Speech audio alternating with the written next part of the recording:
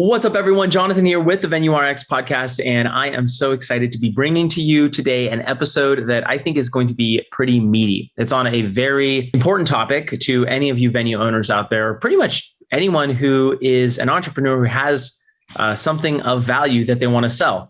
We're going to be talking today about pricing and how to create packages. And we are going to be talking to someone who has a lot of experience consulting with business owners, consulting with venue owners, consulting with people who are in the events industry. She has an incredible consulting organization called Emerson Reese Creative. And I'm so excited to welcome Kelly on the podcast today. Kelly, thank you so much for being here.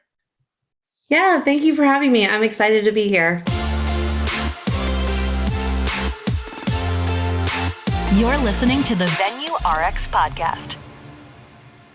I am pumped to talk about pricing today because it is one of those topics that is robust. Like I said in the intro, really a meaty subject that I think that there's so many different perspectives on it. There's so many different ways to create pricing structures and packages and things like that. Before we get into that, I'd love to know a little bit about your background and tell my audience here, how did you get into the events industry? How did you get into doing events? And then what was that transition like to now working with business owners on the consulting side? Yeah. So I got into the events industry kind of by default. My dad has owned his own business the year before I was born, and he made me sit in an office my first 2 years of college, and I knew I didn't want to do that. So I went to go work at Lone Star Steakhouse and Saloon in Frederick, Maryland, like small town in Maryland, and instantly fell in love with the restaurant industry. And then knew, because I didn't know what I wanted to do when I went to college. So then went to Johnson & Wales and went on that truck of country clubs and catering and all of those things and started planning events. But I did operations first. I'm a big believer in you have to know how to walk through the steps of the process of setting up an event, whether it's at a baseball stadium, which I used to do, or off premise or at a venue, wherever you're at. And then got into catering kind of by accident. We had somebody go on maternity leave at one of the clubs that I worked at, and I absolutely fell in love with that side of it. And I knew how to sell it because I was so used to literally cooking it on the opposite side of working with a client and all of those things. So, and then about 6 years ago, like what really changed for me was I wanted more access to my kid. At that point in time, I had Isabella, which I have two kids, Isabella and Emerson, and my company is named after them. And I just wanted more access to her. And I wanted to be more in a creative space. At that point, I was selling membership at a private club, and I absolutely loved that. I love the team there. I just wanted to be more on the creative side again. So I went and worked for a luxury event planner in our area and ran my own book of business. And I knew that with that, I loved being a part of the team. But if I was not booking events, I was not earning a check. So, for me, it was like I had a team that I could bounce ideas off of and so forth. But at the same time, I had so many connections in my area that I knew exactly what I needed to do with strategic alliances and go out and pound the pavement and do all of those things. And I absolutely love that. And then branched out about 2 years ago, fully on my own. And then 6 weeks later, the pandemic happened. Everybody looking at what you're going to do, what the state of the world is in. And for me, I loved events, but I knew that I also wanted to change. I just kind of wasn't, like, it was beating on the brain, but I wasn't I was paying attention to it, but I was like, no, I think I want to do this. And then what started happening was people started reaching out to me going, hey, I want to start a business and I don't know how to do that. I don't know how to sell. And I was like, okay, there's something here to this.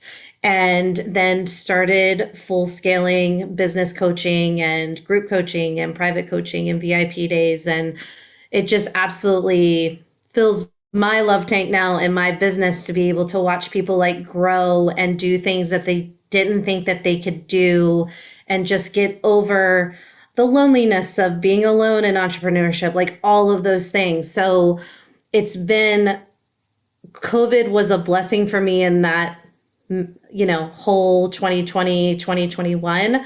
But now in 2022, what's really cool to like watch my clients and others in our industry be able to start to really dig out last year. And now it's like game on in our industry. Like weddings are back full force. Corporate is coming out with a vengeance.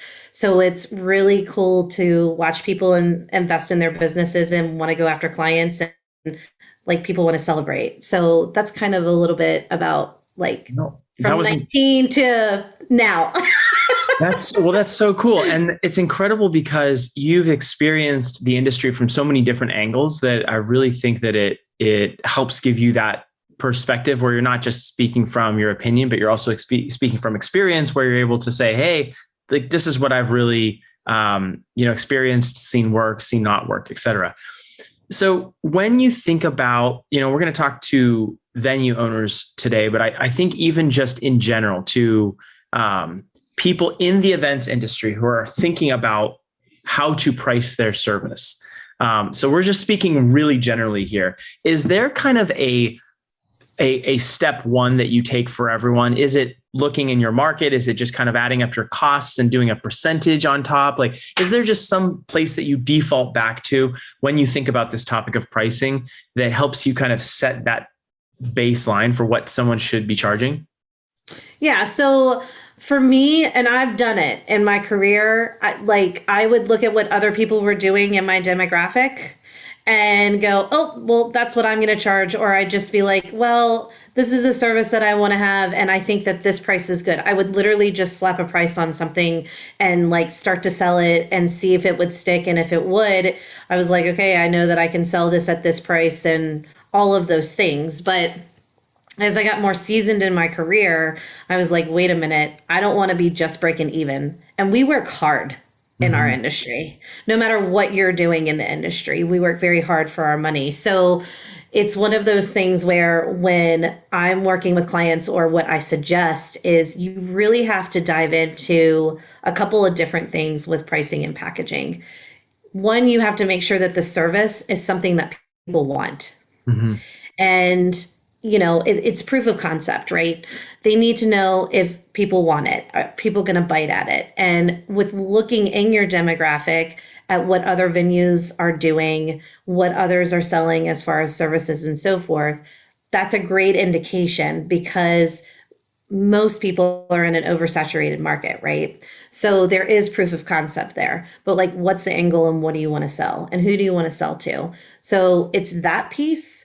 And then the second piece, like that in my happy place that I love to be, where clients are like, ugh, I don't want to pull back the curtain so much, but it's physically looking at what you're selling, who you're selling to, and how much you made off of that. So what type of profit do you want to make? As an owner, you need to be taking up, 20 to 30% of tax away from that, as well as what are your expenses? How many people do you need at the venue to oversee it?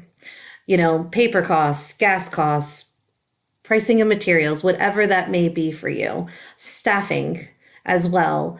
Those are the big things that go into pricing, as well as like how much you want to make. By the time you total all of that up, it's okay, I know that that is going to go to certain buckets that I need to pay out and so forth. But at the end of the day, that total price that's left over, because time is time, right? Like we want to make a good profit. We don't want to just be breaking even on something, or even worse, like we've all been in the situation where we price something or it's a new service and it's like, oh my gosh, that took way more hours.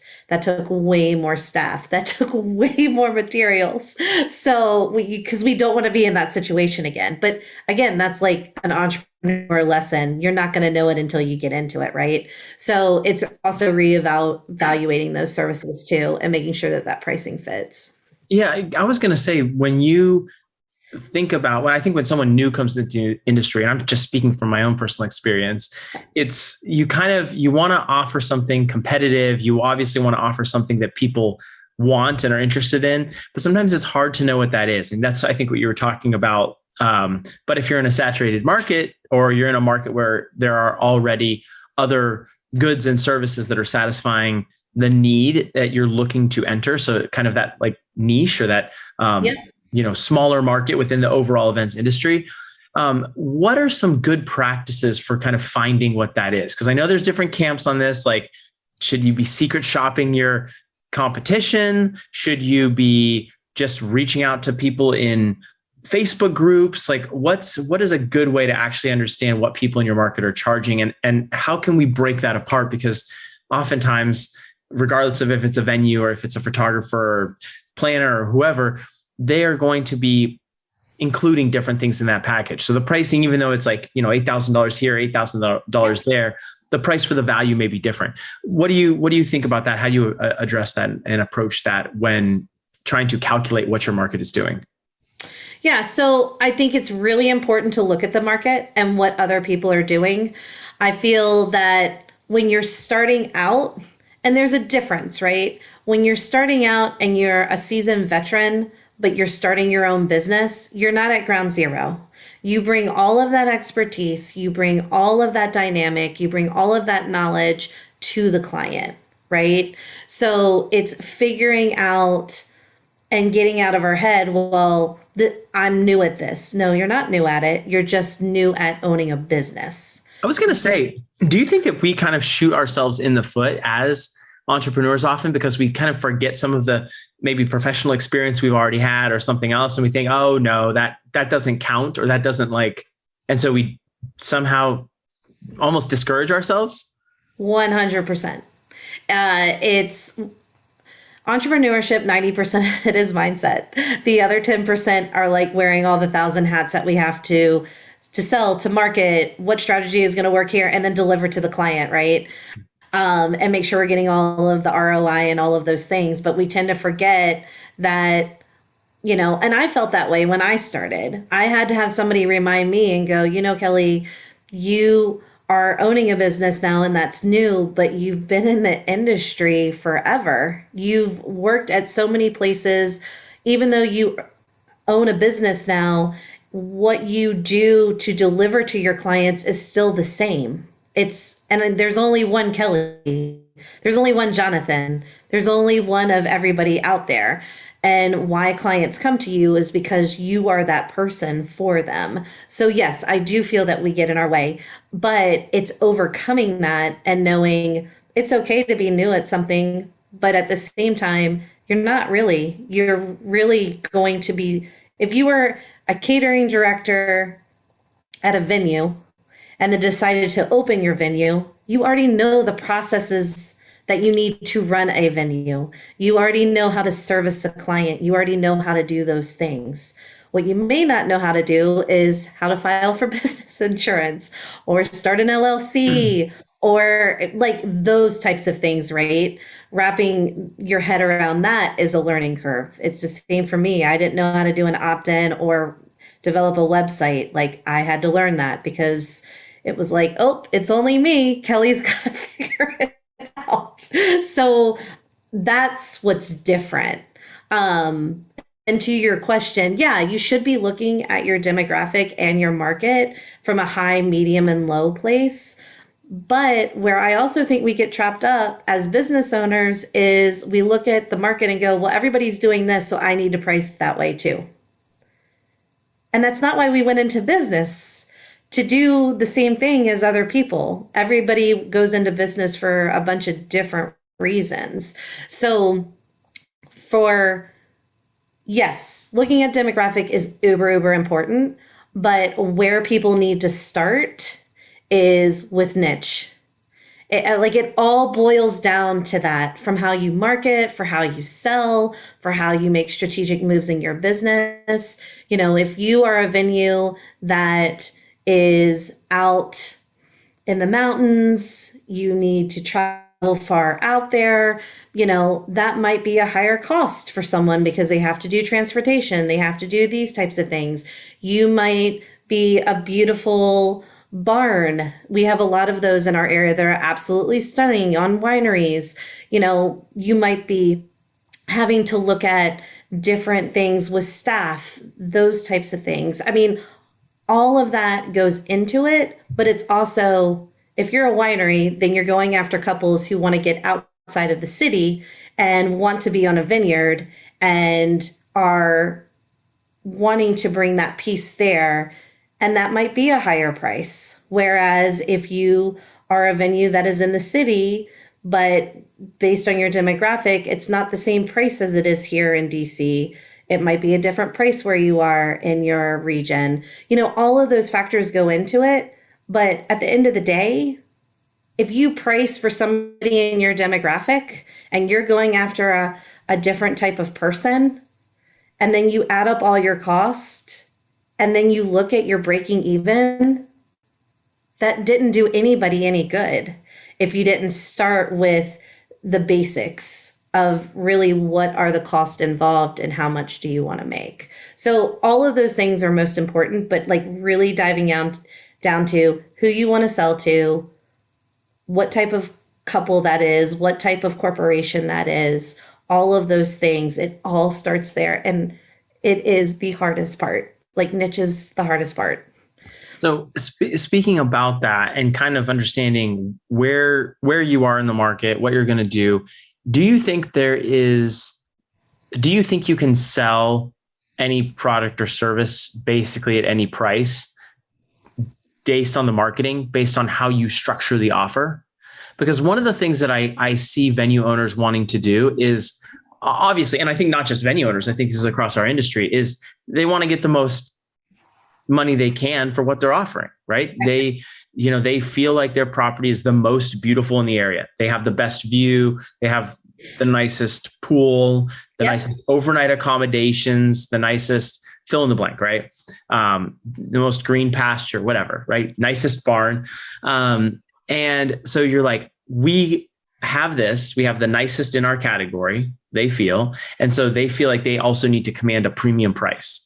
Do you see that as kind of a direct corollary? I mean, obviously we're talking similar couples who'll get married to one barn versus another, similar inclusions, maybe as far as what you're getting, maybe, the main difference being blank canvas versus a venue that's all inclusive, but there are so many gradients of that. A venue doing bar or, all the different things that they can put together. But at the end of the day, do you think that it's essentially just comes down to the marketing and kind of how they pitch it and how they sell it? Or is there really like a too high and a too low? Too low would obviously be you're not covering your costs, right? Right. But, is there a too high, or do you think there is always a market for a premium offering in every single category, regardless of what is being offered? I think it depends on your region. I mean, it's one of those things where you can price yourself out of the market. So it is important to know what premiums are in the market and all of those things. Those are hugely, hugely important. Can you take us through that? Sorry for interrupting, but can you take us what pricing yourself out of the market is? Because I think, I know I have a lot of venue owners who are going to be listening to this right now who are maybe starting their venues or who are, maybe they've just launched and they kind of did what you said earlier. They kind of threw a price out there. Maybe they did a basic calculation. They said, it costs X amount for staffing and okay, my insurance, and I'm going to divide it up. And they assume they're going to get 60 weddings a year, some things. They did some calculation. They came up with a number, but now they're wondering, maybe they didn't get a flood of inquiries, or they did get a flood of inquiries, but they didn't get many tours. And now they're starting to think, oh my gosh, just like you said, Kelly, did I price myself out of the market? So what does that actually look like? What is pricing yourself out of the market? Okay, so my best advice to when you are selling a new service, you are putting new pricing up on your venue, anything along those lines, you need to stick with the price for at least 3 months, at least. Because what happens is people freak out about raising their price or charging for a different service.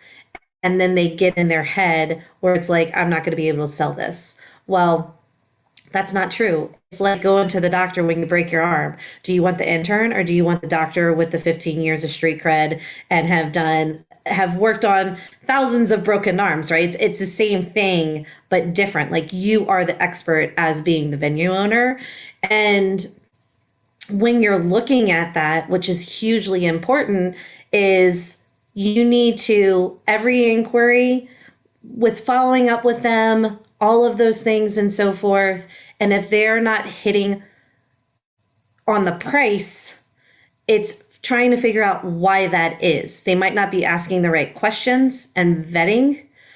It might be a messaging problem, or it's one of those things where it's just so high that nobody's going to bite because they've literally priced themselves out of the market. Like, for instance, I live in the DMV area. I know that when I was doing full planning, my full planning for a wedding was $15,000. In other markets, that would not work, and I would price myself out. So why we talk about 3 months is so you can get that data of looking at, okay, I have this couple that came into the venue. They did an amazing site tour. They were totally the person that we were messaging to, and they bought at this price. And when you start documenting that, you can go back and go, okay, this price works best. This price didn't. Then maybe I need to lower it. And then you start to see, because you have historical data of what pricing works and what pricing doesn't. And honestly, like half of it is just getting out of your head and being like, I am worth this. This is what we bring to the table. I mean, again, you're talking about a property that has, 20 rooms and a pool, and it's out by a lake and all of those things. They have to pay for those things. They're paying for that experience that they're providing. It's the same thing with the Ritz-Carlton. The Ritz-Carlton is never going to be the cheapest, but you go to the Ritz-Carlton for the experience. You go to the Ritz-Carlton because it's never a no. You go to the Ritz-Carlton because of the chocolates and everything they do from the moment you walk in until the moment that you leave.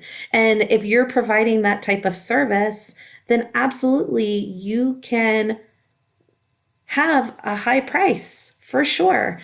But it's also paying attention to what's selling in your business and what you're comfortable with, and that you can close. And as you get into being a business owner, and using those money market methods, what closes, what price works, this type of service works, all of those things. It's like a well-oiled machine. And then when you get that down, it's like, oh, I think I want to create something because of this. I want to have a spa, or I want to do a spa package or something along those lines for the bride and groom or whoever's coming, right? And then you can literally, because of the fact that of what revenue is generating in your business and how to close that, you can create another service based upon that, where you're going to look at the data and then it's an ebb and flow of how that price works. And what a price is in 2019 versus what a price was in 2020 and what a price was in 2021 is all different. The biggest piece that I can give people talking or hearing me today is a majority of our industry made their money in Q3 and Q4 because people were just over it. People wanted to celebrate. They wanted to go and travel. They were making the best decisions for them. The booster was out, all of those things, right? So people went to not working. Q2 and Q3, just for point of reference, in 2021. Oh, I'm sorry. No, it's perfect. Because depending on when we release this, I just want to give people a good point of reference. So we're talking Q3 and 4 of 2021. Now we're here in kind of like springtime of 22. Recording this, it may be out in summer. So as you're totally right. And I mean, with venues, it's a longer tail booking cycle. It's, they're going to get those weddings. They're going to actually realize a lot of that income fully, in late 2022, 2023. Yeah, absolutely. And now that we are coming out of the gate since 1984 with the most weddings in that history, right? Where people are really starting to book. And, you know, it's exciting for our industry because of the fact that you can literally see people with inquiries, you know, doing walkthroughs, doing tours, all of those things. But the comparison, if you're really looking back at the historical data, you need to compare back to 2019. Got And it. that's the biggest thing, because 2020 and 2021 were like a wash.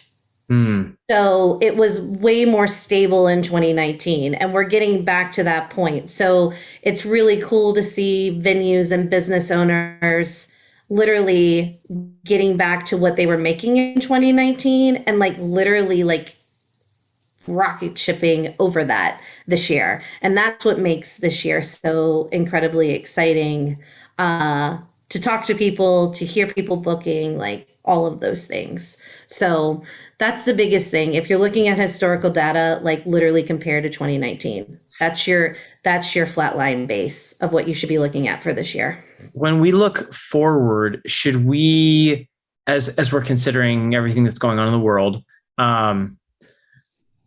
inflation, gas is crazy. I mean, I'm here in Southern California and it's like, it's wild. You know, it's like I think I filled up today for $6.50 in San Diego a gallon. So, you know, inflation is obviously a thing that everyone's talking about. When thinking about pricing, should we change our pricing to reflect that, or maybe at what point? Because we, you know, like you said, stay with your pricing for 3 months. We don't want to every 3 months be bumping it up by a lot, right?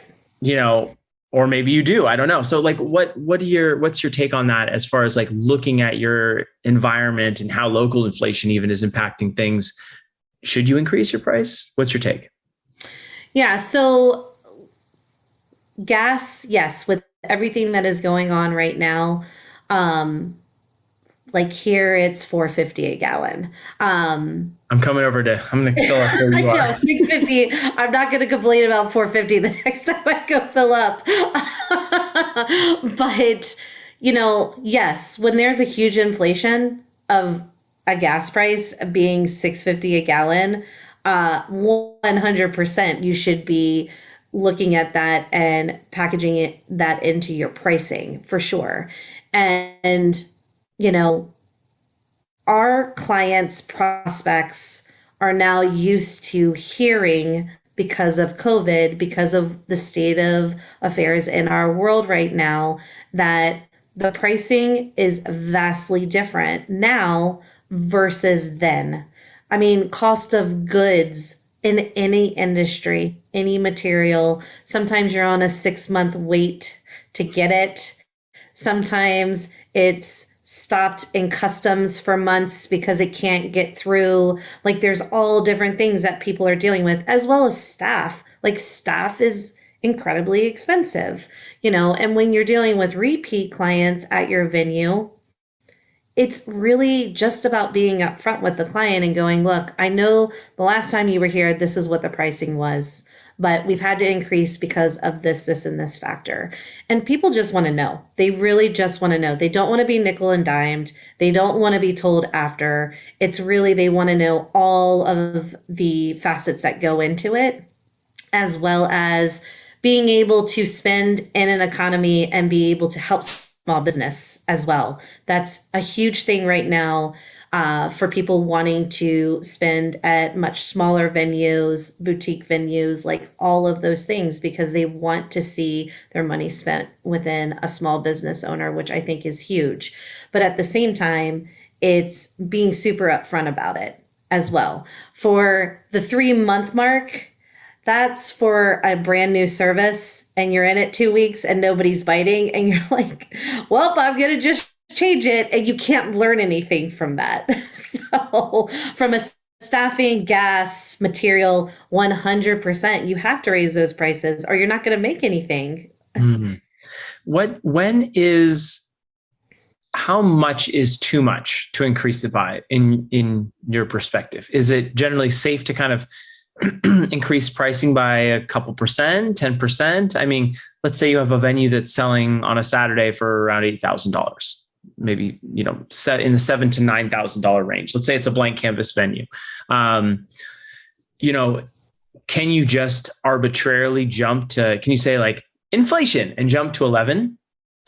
Or do you feel like that's too aggressive? I mean, I know obviously that goes back to some of the other things like who is your target market and some of those things. Right. But in a changing market, and with what we're saying about how you're going to be explaining to those clients why the cost of goods and services for you is going up, so why kind of your product needs to be more. But what is how much is too much?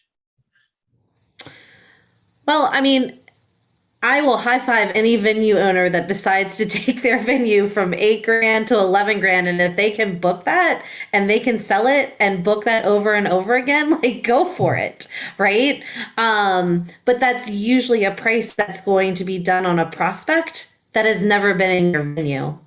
Right. So with a repeat client, it's probably going to be a much different conversation. But if you are at the point where one of the big tells for any service where you need to increase your price is when you totally are in that well-oiled machine, know what you have to do, how many touches you have to be on the client, and you know that you're going to land it, and everybody's biting at that price. So let's use that $8,000 price that you just mentioned, right? Everybody's biting at the $8,000 price. Some people go in their minds, oh my God, if I raise my price, nobody's going to bite anymore. So I'm not going to do it. But then you have the cost of the $6.50 gallon of gas, right? So, or you just are looking to grow, you are looking to make more of a profit. But it is a clear indication that that it's time to raise your price. And, there's some people that haven't raised their price for years. It's time to do it. It's So are you saying if there's no price resistance? I'm sorry? So you're saying that if you're getting zero price resistance, like everyone who comes to your venue is like, wow, what a steal. And then, they book you. That's an indication to increase prices. Am I hearing you? 110%. And if you're freaking out about that, what's super easy is literally increase it by 10%. Because at that point, if they were going to bite at 8,000, they're going to bite at 8,000 plus 10%. But if you get aggressive in it, where, you're almost doubling that by 50%, and you know that you can go out and you can sell that service at $11,000, like I'm all for it. But again, it's a confidence and courage thing. Like we all have the confidence in what we do as experts, right? And as business owners. But we have to have the courage to go out and put ourselves out there and sell the service and market the service, because our businesses and our venues are our babies. Mm-hmm. Like we hold them the closest to our hearts, right? So it's also dealing with that too. But yeah, if you have somebody that's biting all the time at that $8,000 price or whatever that price is, 10% is an easy way to increase it. And so then you can kind of see, then if you get some people saying, oh, that's a little pricey, then you know that maybe you've got a little closer. Right. And so as far as actually setting the price itself goes, I like what you said. You said something a couple minutes ago where you said the person that you're touring, it's likely their first time at the property. Mm-hmm. Right. And so in the industry, we have a awesome advantage of most of the time for weddings, not really having a ton of repeat business, right? Right. Maybe you have relatives, family, friends, people who came to a wedding, et cetera, but you don't necessarily have, the same couple getting married again and again. So with that said, you're not going to deal with any blowback of a customer who came last week and purchased your goods or services at X, and now it's 2X. You can afford to kind of do that jump.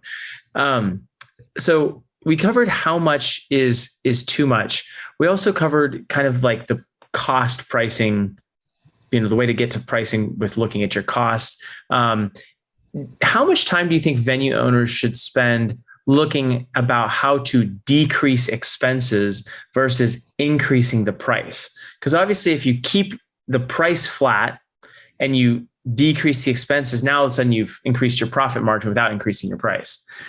Do you think that venue owners should spend more time doing that and optimizing and finding more efficiencies and things like that, rather than just immediately looking to raise their price to get a higher profit margin? Well, I think that you have to do a temperature check on your pricing and your expenses every quarter. Okay. If you're not doing it every quarter, because some people probably just fell off their chair listening to that, do it every 6 months. And the reason for that is, to your point, if you have a price that you're super comfortable with and you know that you can decrease, like gas has gone down or labor has gone down, or you know that you can have a wedding for 150 people and only need 8 staff instead of 10 staff, or whatever that is for you. It's one of those things where, yes, you should be taking a temperature check on that for sure. Whether it's your CRM or it's your insurance or any of those things that you're dealing with in a venue, it's hugely important to look at that as well. And also if they have tables and chairs that they have within their venue that they're selling and so forth, it's taking a temperature check on that as well. Like, what can you depreciate out? What if you're not, because I feel like in venues, when I was in venues, storage was always a huge problem. There's never enough of it ever.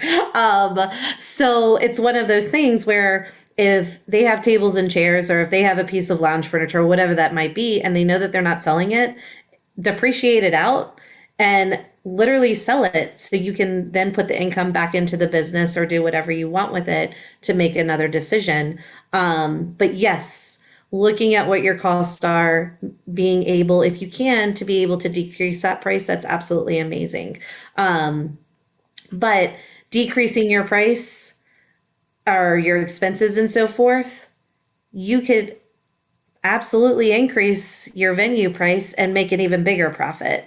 So, that's really the trifecta, right? If you can get expenses down and then know that you can increase your profit margin because of the fact that you're deciding, well, for the venue, I want to charge instead of 8,000, I want to charge 10,000, or, again, like the 10% rule, if you're fearful of that, if somebody's going to buy at 8,000, somebody's going to buy at 8,800. It's not a big difference. It really isn't. Even though it might feel like it to you. It might feel like it, but it really isn't. And it's not being aggressive, but the cool thing is if you're plateauing in your business and you have these increased expenses and there's nowhere that you can decrease, but you're constantly selling something for that, increase it by 10%. You will see a big jump. You will see a growth. And I think also it's that, but it's also the confidence of going, oh, I can totally sell that for a higher price and get what I want for it. I think that's really half the battle, right? Like, once we do it once and it's like, oh, I totally increased my price, nobody's upset about it. Like, they didn't even think about it, right? Because we think that it's our price, but what it really is for the couple or whoever is buying, it's hitting the pain points of time, money, relationship. Like, those are 3 of the main reasons why people buy, especially towards our industry. And whether you're hitting their pain points or not, like if you're hitting all their pain points, they want to be on a mountain, they want to have a pool, and they literally want to have 24 people come in, and you have 24 villas for that, or whatever that is for you, you're hitting all the pain points. It doesn't matter if it's 8,000 or if it's 8,800, they're going to buy because you're hitting those points. So, and I think that's where we tend to, in the industry, think, oh, well, it's about price. No, if you're hitting the pain points for that person, the sale closes much easier. It's not about price for them. It's really about investment for them. That's so true. I really like that. Speaking of investment, do you feel like it's a good business practice to put your pricing on your website? And this is not just for venues, but this is, and I know this bleeds a little bit into marketing perhaps, but what's your take on that? So I feel like we could talk about this topic for all day. And what I want to say before I say how I feel is everybody has to make the best decision for them. For what we look at within my client's revenue stream, anything that is $500 or less can go on the website. If you want to bridge the gap and go, hey, our services range from this to this, I think that's great. Or if you have a starting price, that's great too. But with a venue, there's so many different factors that you have to know when you're selling to a client. It's not just pick up the phone and this is what it is. There's really a lot of stuff that goes into it. Like, when do you want to be on the property? Do you want a tent? Do you need rentals? Do you need a caterer? Our chef prepares everything. Like, all of those things. You can't get that out of a questionnaire. You can ask the questions, but if somebody's going to write you an $8,000 check, they're not just going to do that through a questionnaire. They physically need to see the property. They physically they need to like you and trust you and know you. And so for me, how we encourage our clients, $500 or less. If you want to do a starting price, I think that's great. But I have friends in the industry that wholeheartedly believe I'm putting my prices out there, and that's fine too. Like, it's whatever works for everyone. I just feel, especially with venues and everything that goes into it, you really have to have a conversation. Mm-hmm. And what most people don't realize is when you have a higher price with a venue, it's a longer sales cycle. You have to touch that person way more than if you're going out and you're booking, chairs or furniture or a photographer or something along those lines. The venue and the food and beverage are the two biggest costs out of anything that you're doing with an event. And most venues, it's a 50-50 shot, whether you have ceremony, food and beverage, and the venue. And if you don't have food and beverage, you probably within your venue have caterers that you only work with, that have to have certain COIs and all of those things. I mean, you have a lot of leverage as a venue owner with a couple, because if they're coming in and want to do everything there, literally their venue, their food and beverage, and their ceremony is all taken care of. Like, that is huge leverage. There's not a lot of others in the industry that have that kind of leverage. So it's just knowing how to use that to your advantage and asking the right questions within that.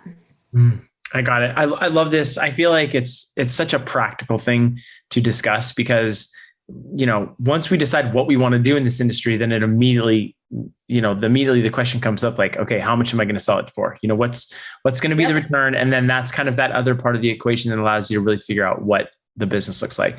Kelly, thank you so much for coming on this show. I want to wrap up though with one last question and ask you a bit about your perspective on discounts, because we've been talking about pricing. So it's like, what is on the other side of that coin when maybe you are thinking about discounting services in unpopular months, or maybe you're thinking about, you don't have all of 2022 booked up yet. And you've heard, on Facebook groups, a lot of other venues are already full for 2022. And so you're like, oh my goodness, I better discount or reduce my prices, or, you have inventory that you want to offload essentially in the form of those dates or the service that you can provide on those dates. And I think this goes for more than just venues as well. But what's your take on that? Is that seriously devaluing what you provide, or is that a really good sales strategy to help you actually get the bookings?